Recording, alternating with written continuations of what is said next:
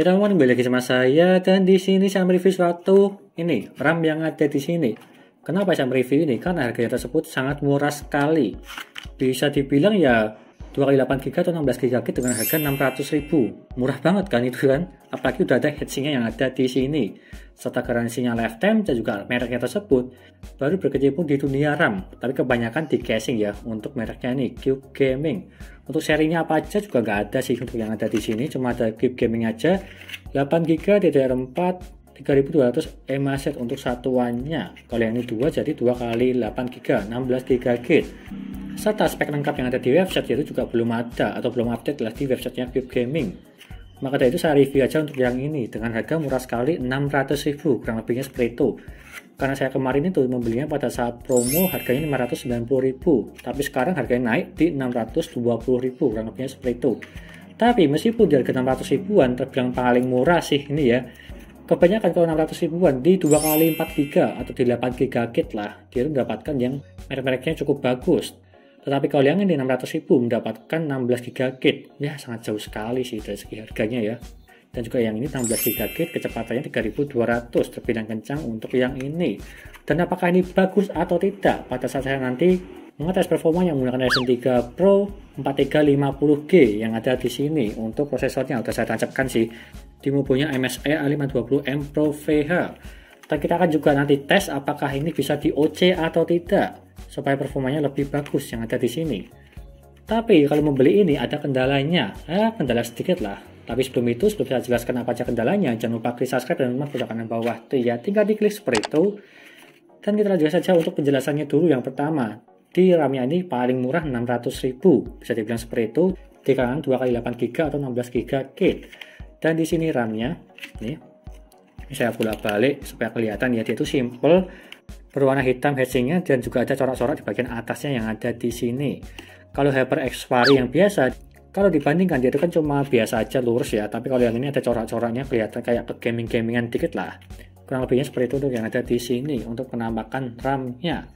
Dan kendalanya, ada beberapa orang yang protes dengan RAM yang ada di sini. Kenapa? Pada saat pemasangannya aja. Seperti contoh yang ada di sini, dia tuh heatsinknya terlalu tebal atau terlalu melebar lah di bagian pojok yang ada di sini. Saya kasih gambaran aja yang ada di sini ya untuk gambarannya. Jika saya bandingkan dengan RAM yang ada di sini, dia itu sangat berbeda sekali dari segi bagian pojoknya, pojok sini ya. Dia itu berbeda sekali karena kalau yang timnya ini dia itu lebih longgar di bagian sampingnya sini. Tapi kalau yang Cube Gaming dia itu malah lebih ke atas atau lebih menutupi semua lah. Jadinya kalau dipasang di bagian RAM di sini, dia itu akan menotok di bagian ujungnya. Maka dari itu, dan di sini saya akan memberikan tips bagaimana cara pemasangannya di RAM di slot sini ya. Yang dimana tanpa membongkar heatsink yang ada di sini maupun mengkikis. Karena ada beberapa orang yang dimana di sini, di ulasannya di toko yang saya beli, dia itu ada yang mengkikisnya, ada yang melepasnya, dan juga yang lainnya lah. Sehingga ya agak takut sih jika lo kerusakan di bagian RAM-nya. Tapi kalau tips yang saya kasih, dia tuh kemungkinan tidak akan merusak di bagian RAM-nya, karena emang lebih aman sih. Tinggal Anda longgarkan aja menggunakan obeng, seperti contoh yang ada di sini untuk tutorialnya. Yang pertama pada saat memasukkan, yang pertama di bagian kiri dulu dimasukkan dulu. Sehingga di bagian kanan dia tuh agak susah dipasang. Seperti contoh yang ada di sini dia tuh menotok. Lalu siapkan obeng kecil untuk melonggarkan di bagian ujung-ujung di bagian sini, supaya bisa masuk ke slotnya. Intinya tinggal Anda tekan, dimasukkan di sela-sela, lalu kalian lebarkan sedikit supaya bisa masuk ke dalam. Kurang lebih seperti ini contohnya. Dan setelah itu bisa masuk untuk RAM-nya. Meskipun agak susah ya dipasang di bagian dalam, dia itu harus dipenet banget. Maupun dilepas juga agak sulit. Kalian harus menarik banget di bagian atas ujungnya sini. Kalian harus menarik banget supaya bisa lepas lah. Kalau bisa dibilang sih ini emang sangat mepet dengan slot RAM. Jadinya emang agak sulit untuk memasang maupun melepasnya. Kalau memasang butuh obeng lah supaya bisa melonggarkan di bagian heatsink di bagian sini. Seperti itu untuk contoh pemasangannya. Cuma di bagian itu aja kendalanya, jadi ya nggak masalah sih kalau yang itu, tergantung bagaimana kalian untuk mengopreknya dan memasang di bagian slot RAM yang ada di sini mobilnya. Semua mobil ya sama aja sih, cuma yang membuat masalah di bagian heatsink di pojokan sini, terlalu lebar sehingga agak sulit untuk memasukkan slotnya. Intinya seperti itu.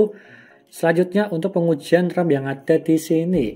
Untuk pengujian yang nanti akan tes di 3 tes, yang dimana yang pertama di Genebench R15 untuk OpenGL, yang kedua di game Forza Horizon 4, dan juga yang terakhir di AIDA Extreme. Ada perbedaan atau tidak di beberapa kecepatan. Dan nanti kita tes di 3 sampel kecepatan. Yang pertama di 2400 di CL15, di 3200 di CL20, dan juga 3333 di CL20. Kenapa di 3333? Karena pada saat saya OC di 3400-an sekian, dia tuh tidak bisa jalan dan juga tidak bisa booting masuk BIOS. Jadinya ke reset ke default 2400.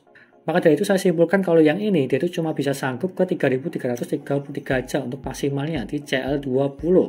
Kalau di atasnya nggak bisa. Kalau yang ini saya tes di XMP aja, tidak memakai memory triad dari bawaan mobilnya MSI ini.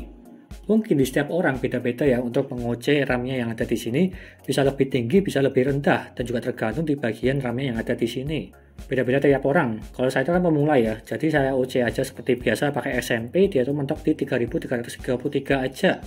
Jadi nggak masalah kalau yang itu, yang penting kita tes aja performanya apakah ada beda jauh atau tidak di 2400 sampai ke 3333. Dan juga PC yang saya pakai untuk ujian, saya itu menggunakan RC3 4350G dan juga mobilenya MSI A520M Pro VH.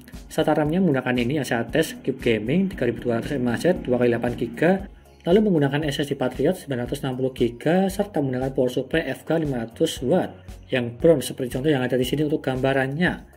Dan kita tes dulu yang pertama dari segi OpenGL-nya. Saya kasih gambaran di sini untuk datanya semua. Yang pertama Cinebench R15 di OpenGL. Untuk ya 2400 mendapatkan 56 fps.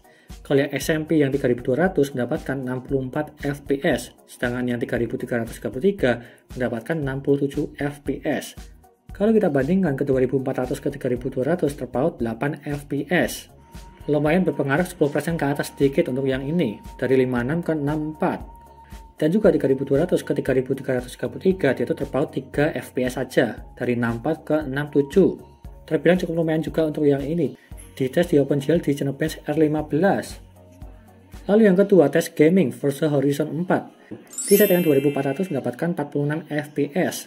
Kalau di 3200 mendapatkan 51 fps. Kalau di 3333 mendapatkan 52 fps. Perbandingannya ada yang jauh dan juga tipis. Seperti contoh yang ini 2400 ke 3200 terpaut 5 fps ya lumayan sih kalau yang ini. Bisa dibilang 10% lah kurang lebihnya seperti itu. Tapi dari segi 3200 ke 3333 cuma terpaut 1 fps aja. Tetapi memang lebih bagusnya dasarnya di 3200 sih. Supaya performanya lebih bagus. Dan apalagi saya menggunakan IGP dari Ryzen 3 Pro 4350G. Jadi memang butuh ekstra RAM yang lebih kencang untuk yang ini. Lalu yang terakhir dari AIDA 64. Seperti contoh gambaran yang ada di sini, kalau yang default dengan yang SMP 3200, dia itu perbedaannya 10.000 lebih. Dari segi membaca, menulisnya dan juga kopinya. Dan juga dari segi 3200 ke 3333 cuma terpaut sekitar 2000-an aja kurang lebihnya seperti itu. Seperti ini datanya dari segi pengujian di AIDA 64. Lanjut ke kesimpulannya. Apakah ini rekomen atau tidak? Ya dimana di harga 16GB atau 2x8GB 16GB lah. Dengan harga 600.000, rekomen atau tidak ya terbilang rekomen sih untuk yang ini. Harganya sangat murah dan juga kecepatannya 3200 mAh serta garansinya yaitu lifetime dari cahaya sih. Kalau yang ini PT-nya ya, ada gambar cahayanya dan juga ada heatsinknya seperti contoh yang ada di sini. Dan jika kita bandingkan dari segi harganya yang dimana RAM 16GB, kit 2x8GB kebanyakan di harga 700 sampai 800.000. Meskipun itu tanpa ada heatsink seperti contoh yang ada di sini. Kalau yang ini dia itu ada heatsinknya, jadinya ya lebih bagus ini sih, apalagi 600.000 di kalangan Cube Gaming. Meskipun mereknya tersebut sudah terkenal di kalangan casing, cuma khusus RAM aja baru menyemplung di dunia RAM.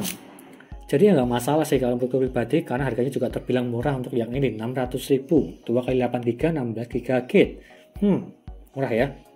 Dan jika kalian berminat, silahkan beli aja linknya ada di deskripsi untuk yang ini 2x8GB mereknya Cube Gaming. Sekian dari saya, terima kasih sudah menonton dan juga jangan lupa like dan subscribe. Dan video lainnya dari review PC seperti CPU cooler, SSD, casing RAM dan juga yang lainnya. Terima kasih sudah menonton.